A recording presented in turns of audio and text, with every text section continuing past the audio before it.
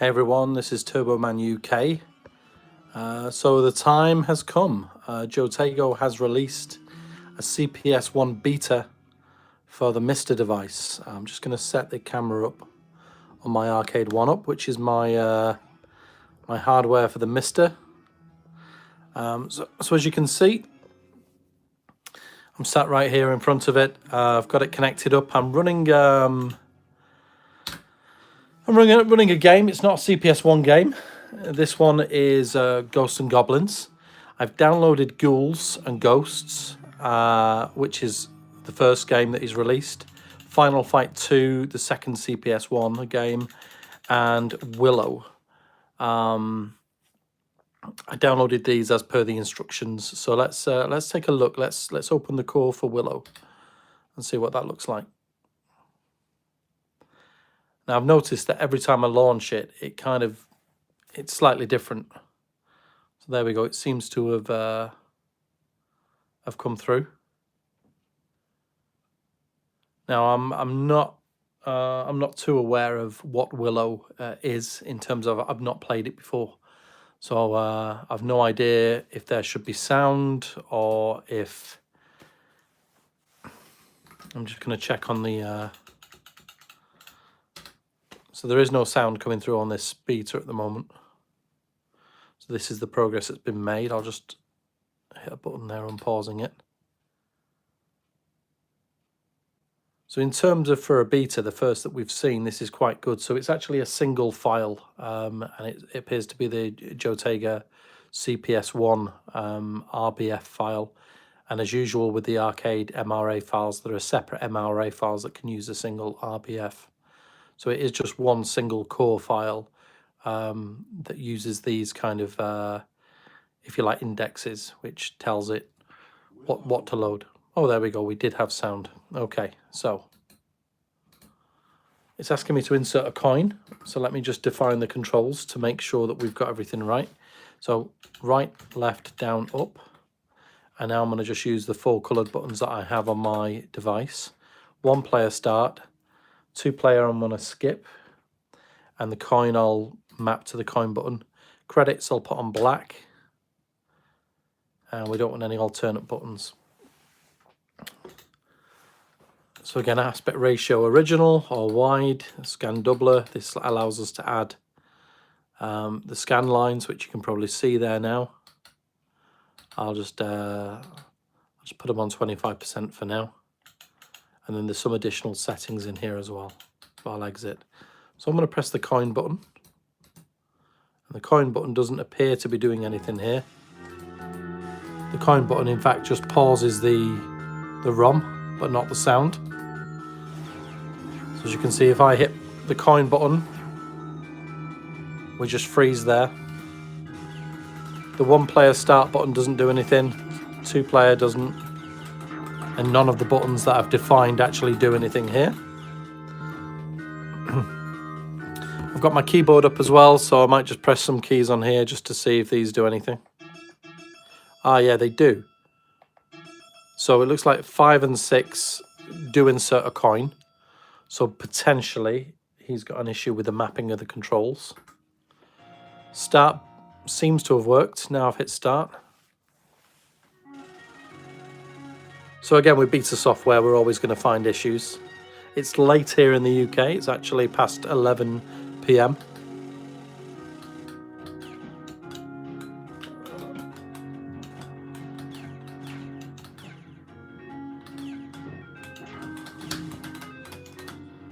There we go.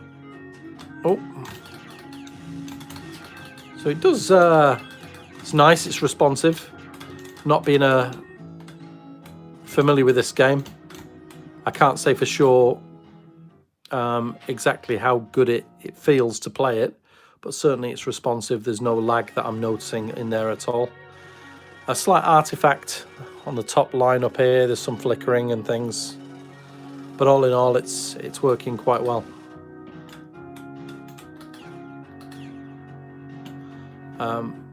That coin button, so the coin button does seem to pause instead of actually doing what we've defined it to do, which is to insert a coin. So again, I'm not really playing this to advance. I'm just playing it to see what's working, what's not working.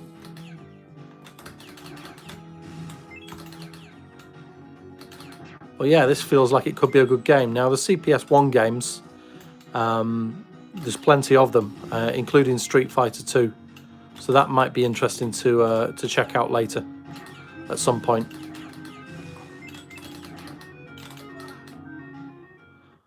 So it looks like Willow's working, albeit with a few issues in there. I'm just going to pause there.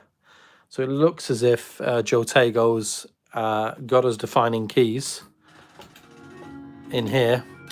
But of course, when we do define the keys, it's not actually taking the one-player input, the one-player coin, which is a shame. So that's probably easily fixed by him. So I'm just going to quit this now, and we'll reboot the MiSTer device. So yeah, I found that the coin entry was using 5 and 6 on this beta. So next up in Jotego's release for the CPS1, we have, let's see, that was Willow. So I think the next one we'll check will be Ghouls and Ghosts. So let's see how that one loads. Again, this is slightly different to the last few times I've tried it. And with this game, I haven't actually got it past the initialization. So I might just try booting a few times, but every time I boot this core, it does tend to come up slightly differently. So let's try again. And you'll see what I mean. Hopefully you'll see what I mean. So now let's, again, boot the core.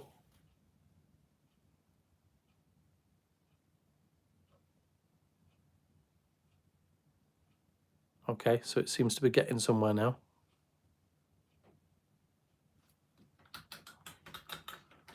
It's certainly trying anyway. Let me try forcing one more time.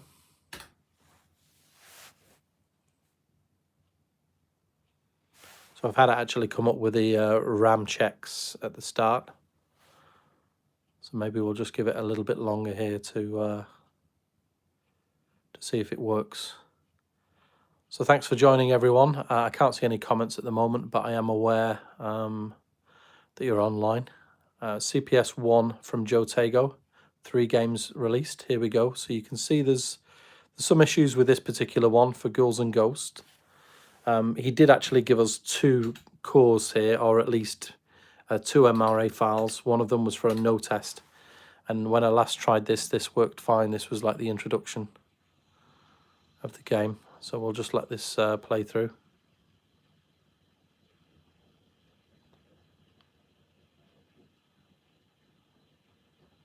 So I'm not sure what his no test files are, but I know that in the Patreon account, when you subscribe and you sponsor him, if you like, it's $3 a month that I'm paying, but he lets you download these cores very, very early.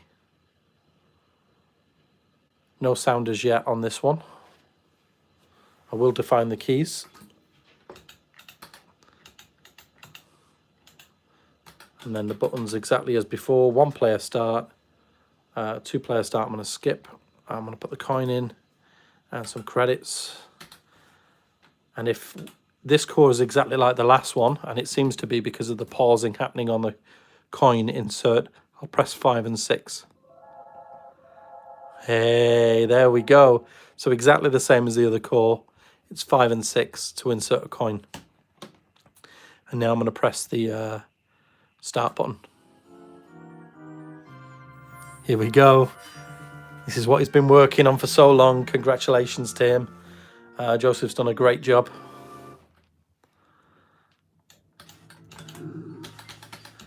So here it is, no lag. CPS1 game. Probably the one that I've been looking forward to quite a lot. This is brand new. I know a lot of people might have seen this already using MAME and other emulators, but this is not emulation. This is recreation of the actual CPS hardware. using MiSTer. Oh, yeah, we can shoot up in this game, can't we?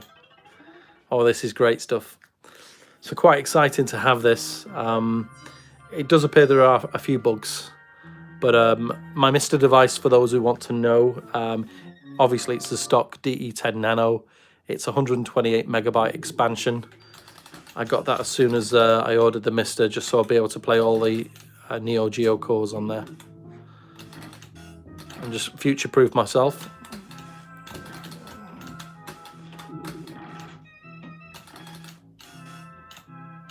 What's he doing there? So this is great to play. It feels good. Sound is excellent. There's no glitching in the graphics that I'm seeing.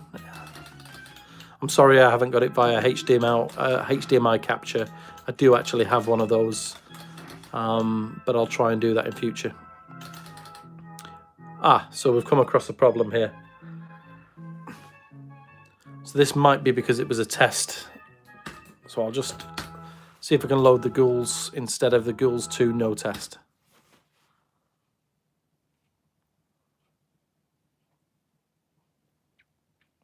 So again, this is what you get with beta, I guess. Expect problems.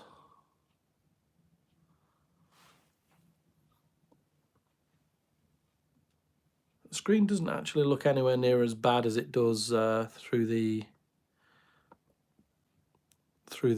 phone that's recording this. But it's the original Gen 1 of the arcade cabinet from Arcade 1-Up, so I believe that there are better viewing angles with more recent ones.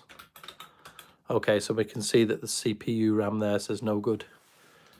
I will just try it one more time just to show you and to show those who are having similar issues that sometimes it works, sometimes it doesn't. So we'll just give it another shot here.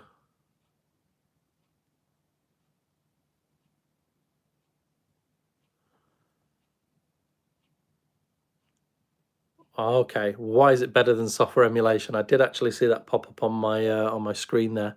MiSTer is pretty much like programming a chip to be actual hardware.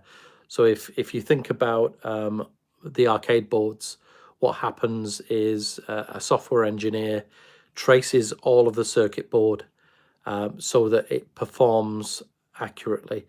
And when I mean accurately, software is actually just alternating between all the chips. So when you look at software emulation, that actually plays a little bit of the sound, draws something on the screen, ticks forward with perhaps the input from the user.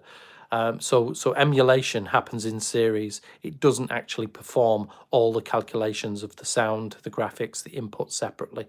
Whereas hardware emulation is actually, it's just like recreating the hardware. And these FPGA chips that you can buy, or these FPGA boards, they allow software to pretty much design the hardware inside a chip. So you're actually getting as close as possible to the original hardware that would have been.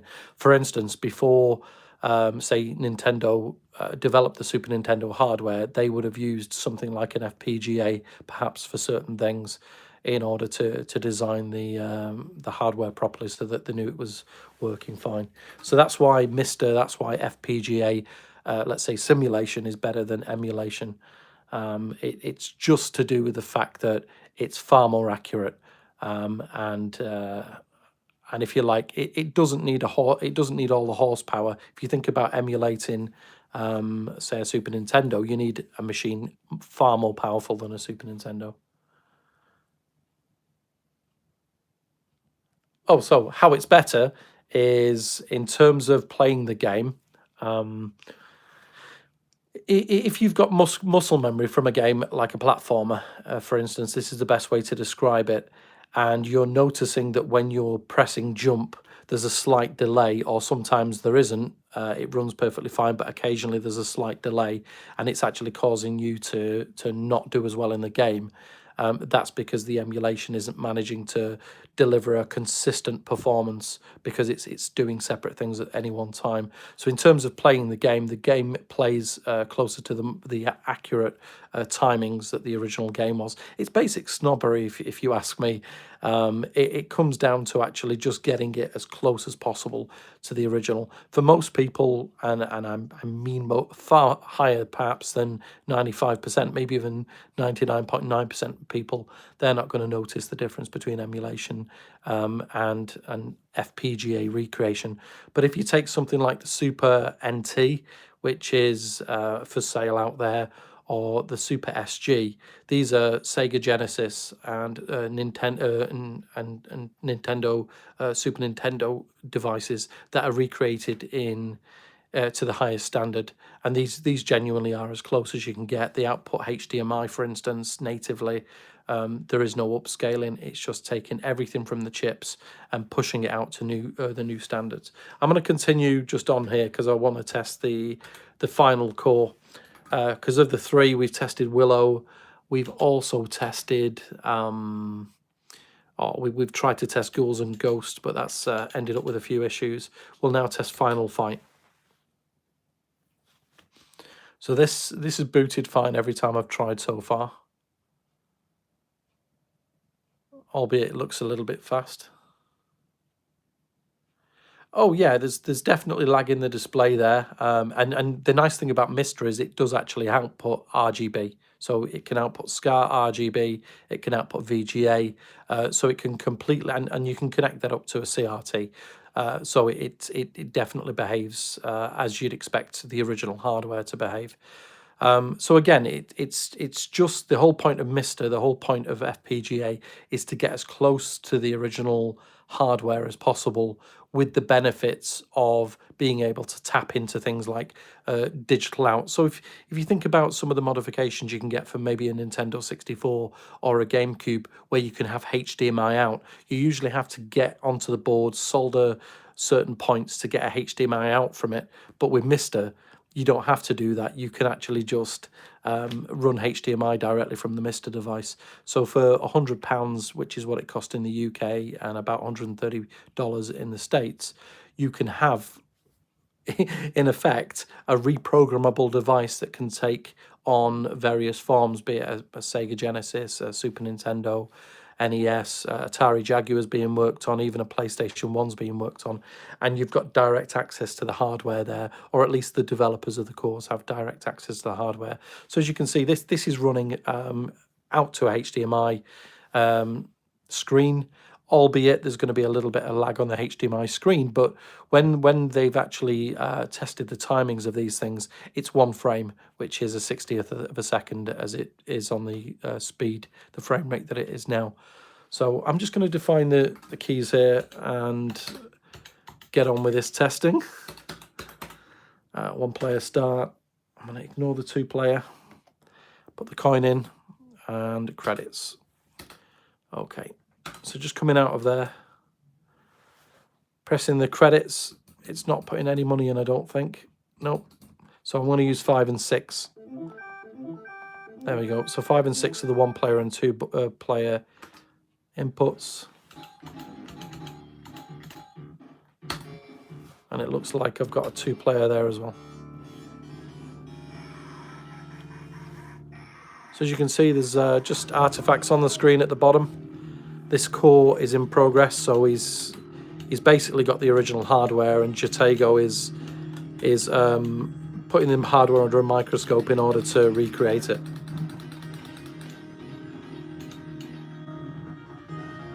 Now, I didn't quite see that comment. I'm not sure how to bring it back up on my screen. But ultimately what I'll do is I'll go through the video afterwards and actually answer any comments that were there.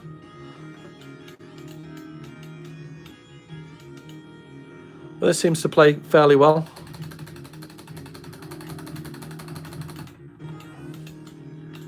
Just having to control both sticks because I've done a 2-player game.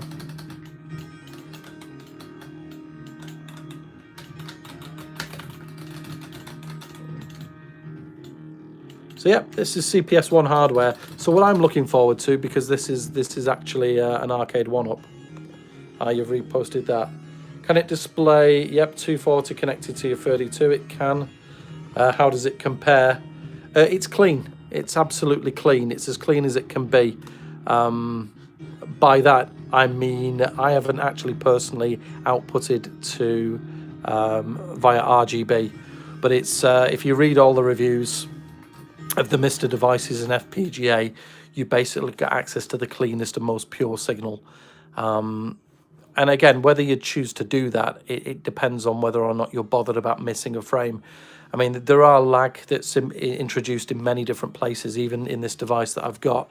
So I've got these zero lag USB encoders connected to these buttons and switches. And even though it's zero lag, because it's going through USB, I'm sure there'll be something in there. The screen, for instance, as already mentioned, it's HDMI. There's got to be some kind of lag in there.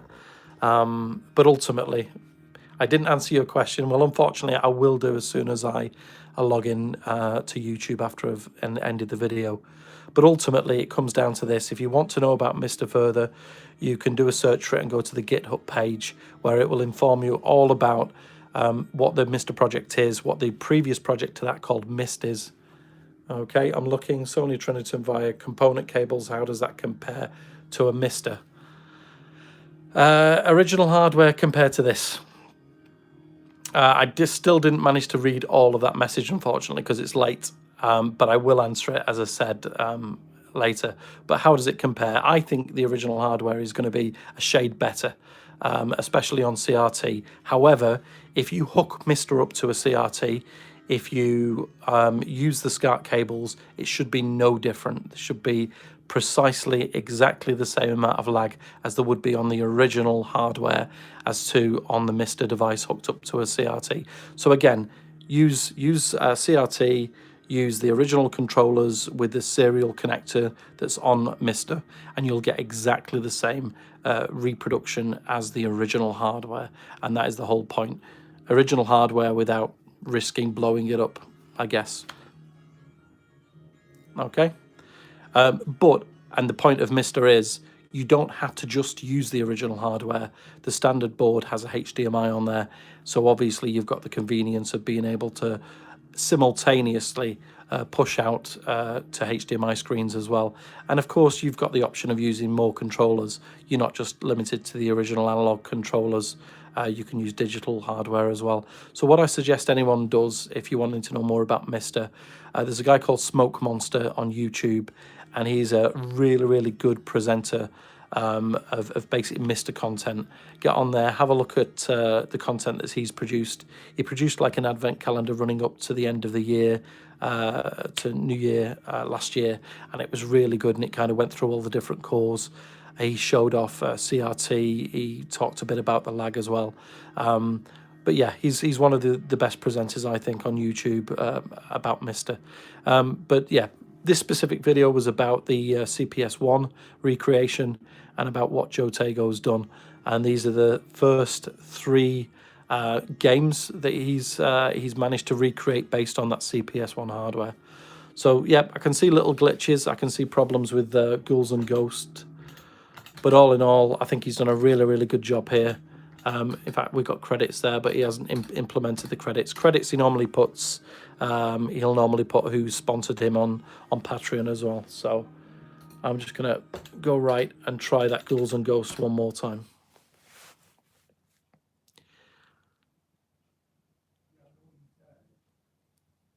So that was quite interesting. Every time I boot this, I seem to get a different kind of boot up screen.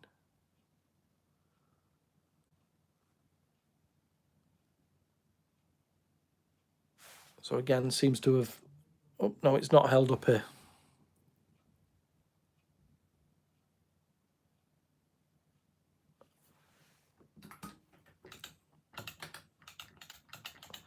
Just going to define in case it gives me the option to move along. And let me push 5 and 6 to put a coin in. Certainly not letting me do that at this point.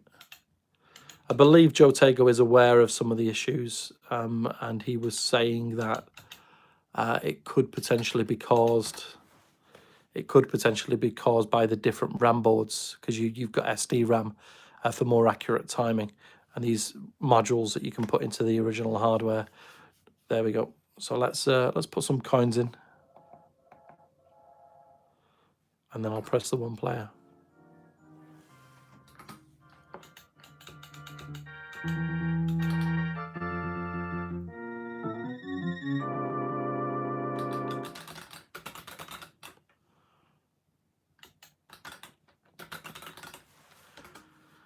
Has it crashed? Am I being too eager?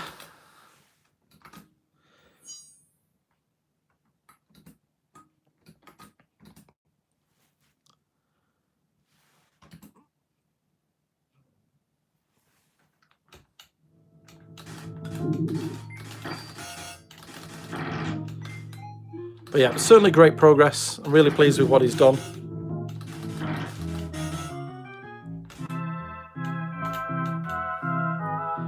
But I'll go through all the comments that people have made, and I will respond to them. But one thing I would say, and I think the general gist is, this is really for people who want accurate recreation. At the end of the day, if you're happy with a Raspberry Pi, which I have in this device as well, I've got a Raspberry Pi 3 in here, and it works absolutely fine. So, but yeah, use a Raspberry Pi if you're happy with emulation. If you're not happy with emulation and you're looking for something a little bit more more closer to the hardware and with options to kind of do a bit more with it, then yeah, go for MiSTer. All right, this has been Turboman UK reviewing the CPS1 release, beta release from Jotego.